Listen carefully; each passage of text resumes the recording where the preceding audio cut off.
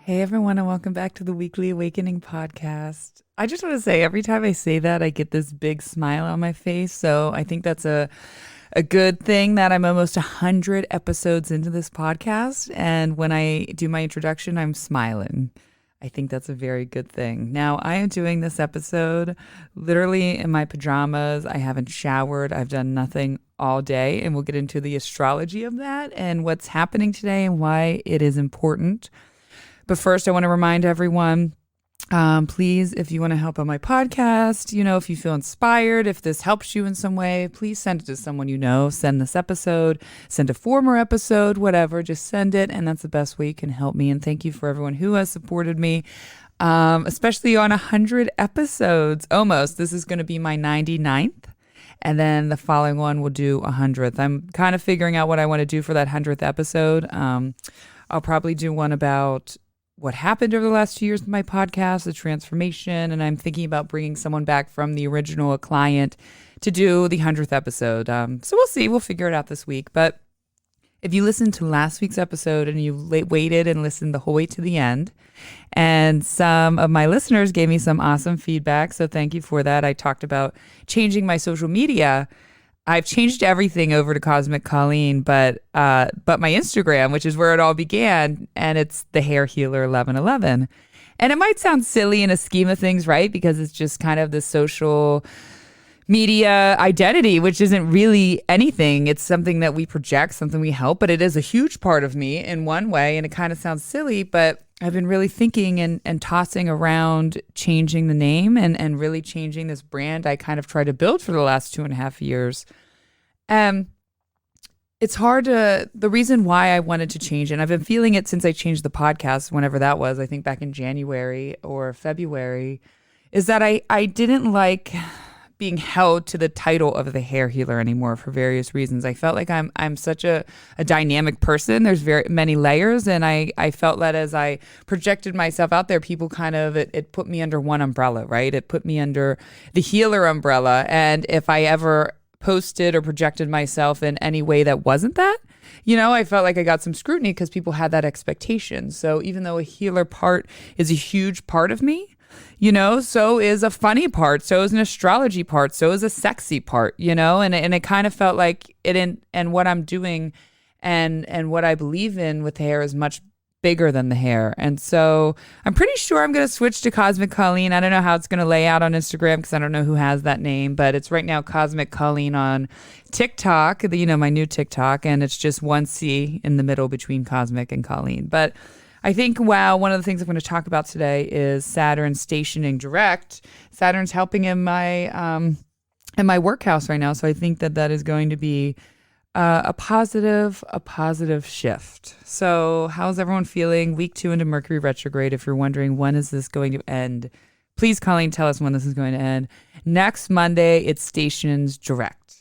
So, 1 week of a little chaos, but honestly, I think the worst of Mercury retrograde has already happened. We had a lot of harder transits the first 2 weeks. The first week and the second week, we had a lot last week. I talked about on that episode. This week, we have a little more positive things. Even though the moon is in Capricorn today, we have a Venus Sextile Saturn.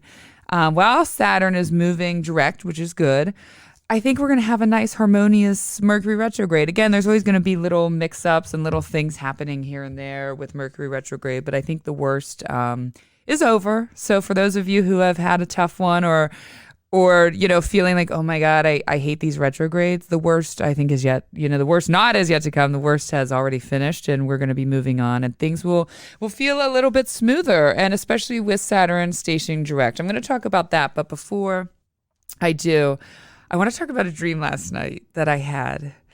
If you listen to my podcast, then you'll obviously probably believe in symbolism in dreams. Those people who are listening to this obviously are into that world, right? We're into this world. So yesterday, and I want to know what you guys think, just message me or I don't know, maybe I just feel like telling about this story on my podcast because it really kind of freaked me out. I really don't remember a lot of my dreams. And this one really stood out. So yesterday morning, I was leaving the Capricorn moon. He's happy. The moon's in Capricorn right now. The guy I'm seeing, I was leaving his house in the morning, and his wife passed away a few years ago. And she had a lot of like costume jewelry. She was extremely stylish, amazing fashion, and had a ton of jewelry. So him and the kids still are kind of going through some things. And there was like, he was putting some stuff away, and I was like, is that a scorpion in that necklace? And he was like, no. And I'm like, yeah, that is, it's this beautiful like amber heart shaped with a scorpion inside. I'm like, that is badass. That looks really cool. It's crazy. So then I come home, and last night I'm sleeping in my own bed, and I'm dreaming. And of course, Remy, my 5.5-year-old, came in at some point in the middle of the night at 2 a.m. And it was after that I have this dream. I was in like an apartment complex living, or a townhouse similar to where I live now, but it wasn't my house. And my kids are sleeping in my bed in my dream, and I look over, and the curtain, there's this giant scorpion crawling up the curtain, and my hand, it's as big as my hand. And I go over and I just kill it. Like, I'm like, oh my God, this thing is going to kill my kids, me. I kill it. I go outside, and I'm amongst, it's no one I actually know in real life, but in my dream, I knew all of them, right? It was like friends, family, people in this complex I was living. And I was so disturbed and distraught because I did not know, because I was living in my dream. I was living where we live now in Philadelphia. And I was like, how the hell did this giant scorpion get into my house? You know, did someone let it in there? Is there something like, what is that? And I couldn't figure it out. And it really disturbed me that I knew I was sleeping, but I was so anxious. My body was anxious while I was sleeping. I could feel it. And I woke up, and I, of course, went right to Google, and I Google it. And unfortunately, there is no good things about this dream. You know, there are a few things. Some say it means that there's some bad luck coming, but don't worry. Of course, they say the bad luck will shift. Well, we know that to be true in life anyways, but that didn't feel right. This one is what hit me.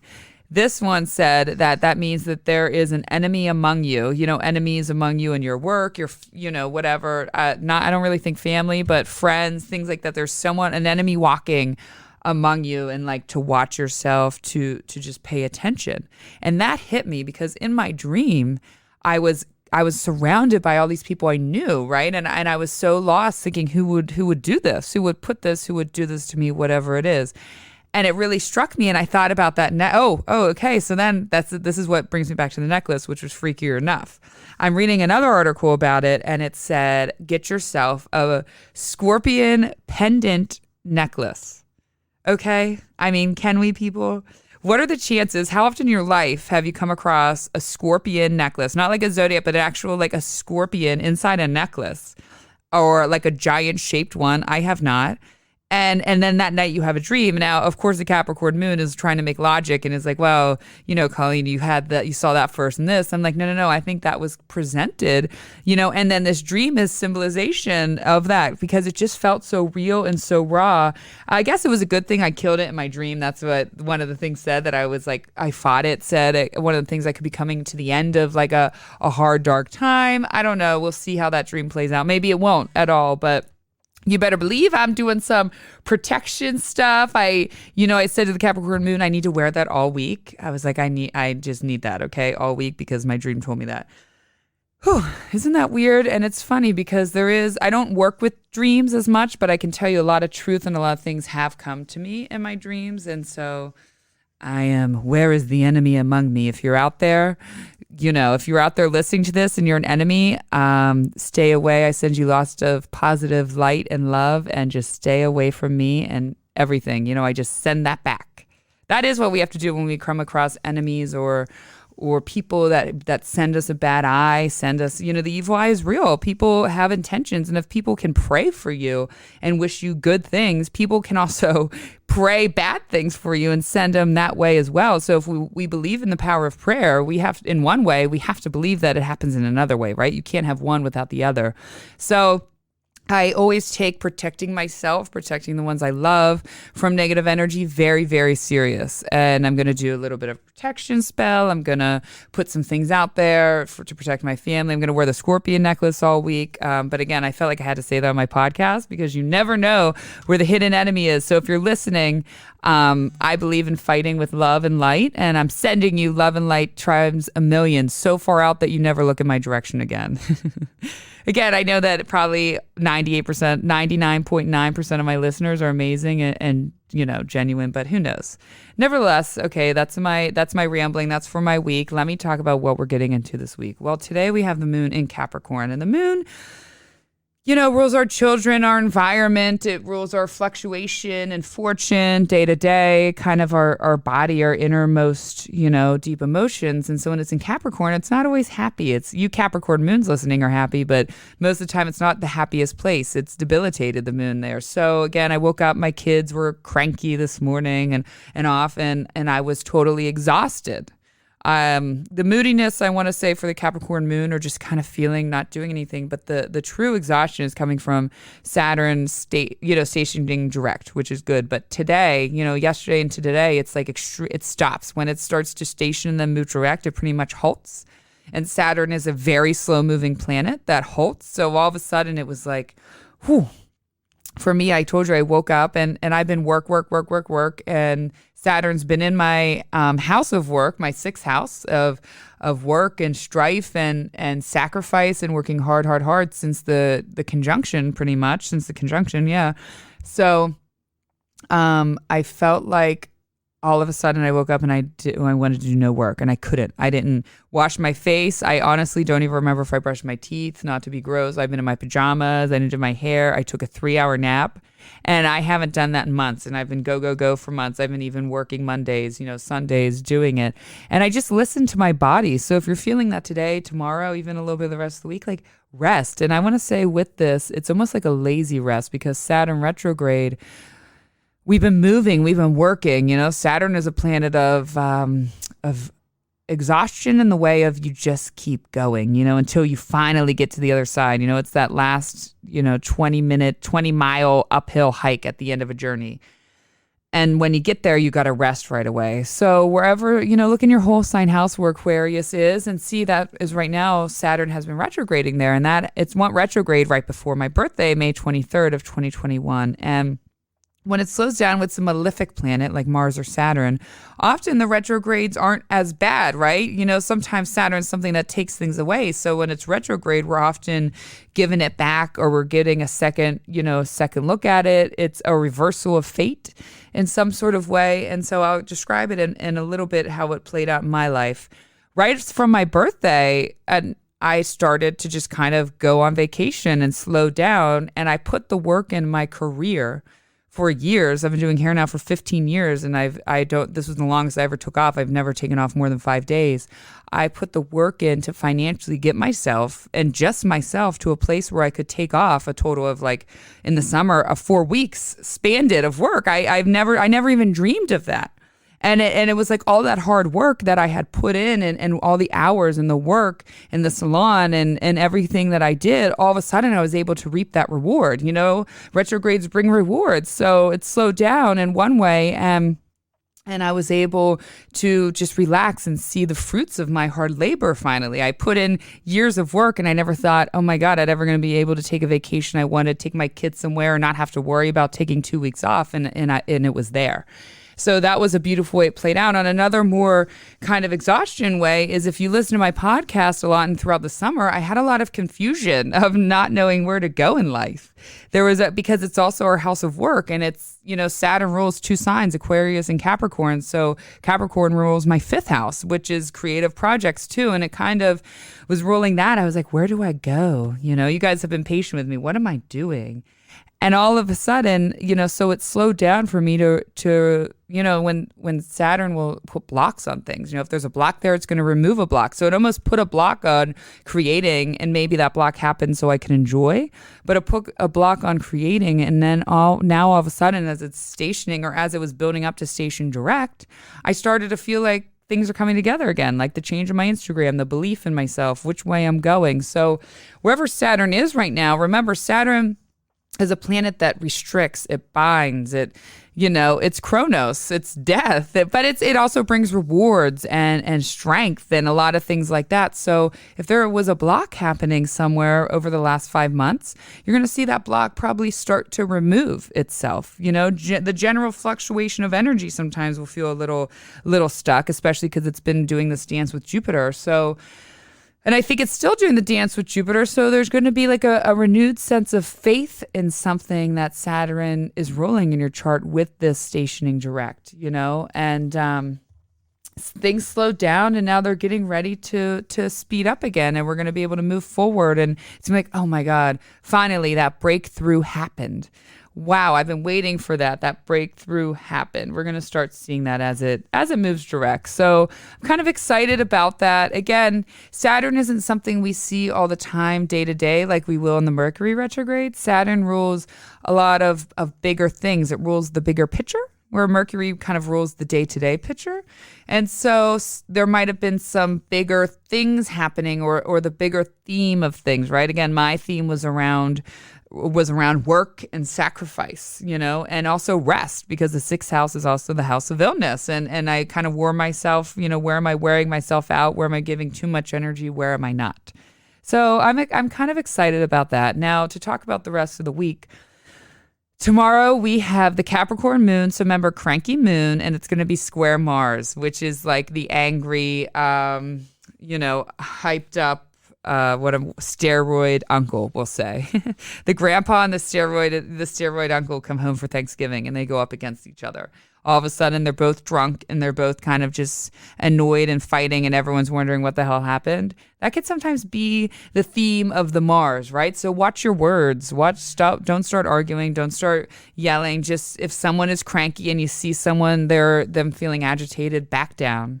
That's always the best way to go. Believe it or not, it can be hard in the moment. Trust me, I used to like to scrap, and I still can, but it's always better to create peace and back down. But with that being said, too, we might have a little bit of adrenaline to want to like rearrange our house, our living space with the Capricorn moon, or make a significant change, feeling that oomph. But generally, it's a little bit of a crankier day again tomorrow, similar to today. But then the rest of the week, we have this Venus Sextile Saturn. So Venus, love, pleasure, beauty, joy, happiness. It's happy with Saturn moving direct. So I think that's gonna, again, wherever Saturn is starting, wherever Saturn came and created a block somewhere, it's having Venus kind of happily move it out of that block in a swift way. So in one way, our general love, or our energy around love, should be pretty okay this week. It should be pretty sound. It should be pretty relaxed.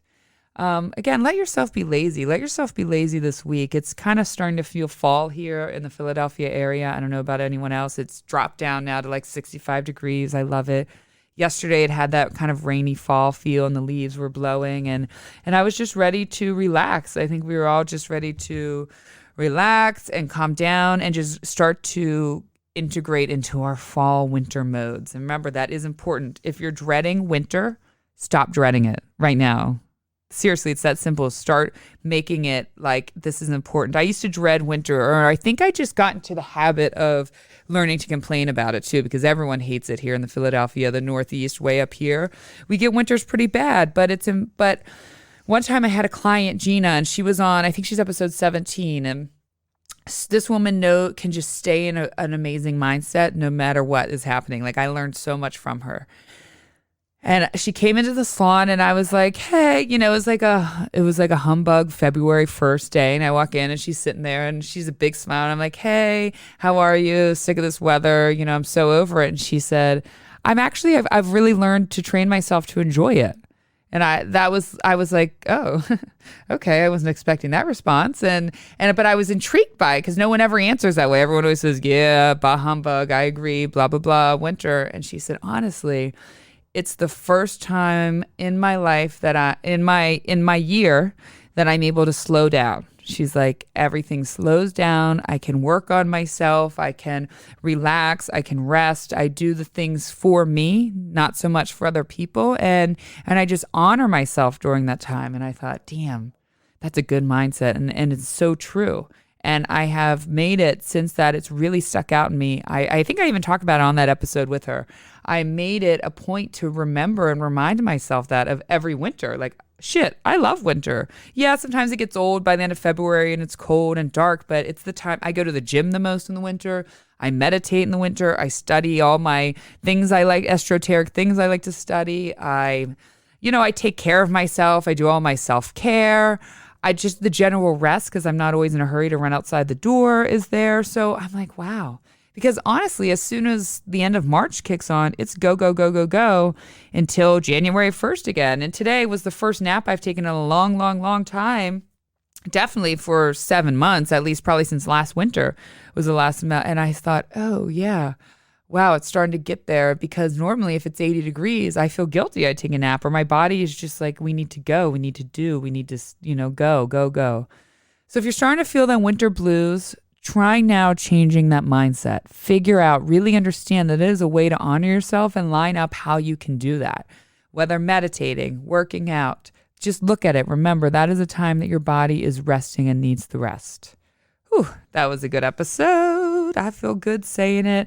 Now finally I have to go get my kids from the bus. Hopefully their cranky little butts settle down and they had a good day at school. I hope everyone has a fabulous week, and just rest, rejuvenate, recharge, okay? And if you feel lazy, allow yourself to be lazy. If you feel tired, take a nap, eat lots of food. Just do lazy self-care. Thank you, everyone. I love you all, and have a beautiful week.